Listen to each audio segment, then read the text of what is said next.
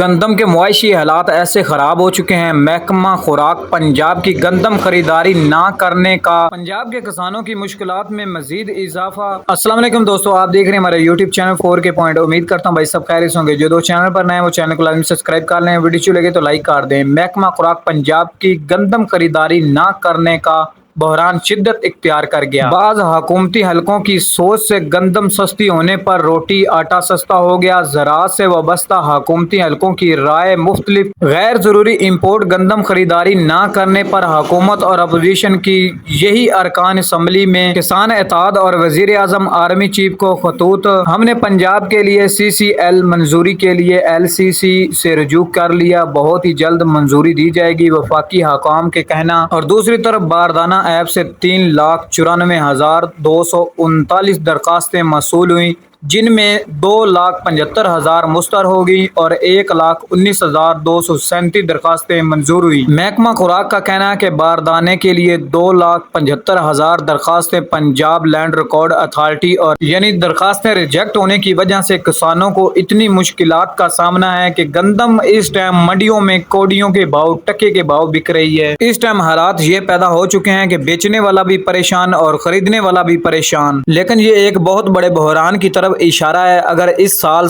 2024 میں گندم کی لاگت پوری نہ ہوئی تو آئندہ سال 2025، 26، 27 میں گندم کا بحران کا بھی خدشہ مزید بڑھ جائے گا، کیونکہ کاشت میں مزید کمی ہو سکتی ہے۔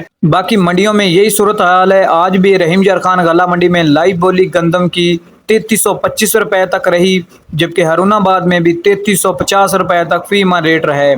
اس ٹائم آل پنجاب مارکیٹ میں 3000 سے 3500 کے درمیان خرید و فروخت جاری ہے۔ البتہ ہر انسان کی الگ الگ رائے ہوتی ہے کہ گندم کی قیمت یہ ہونی چاہیے تھی، یہ ہونی چاہیے تھی۔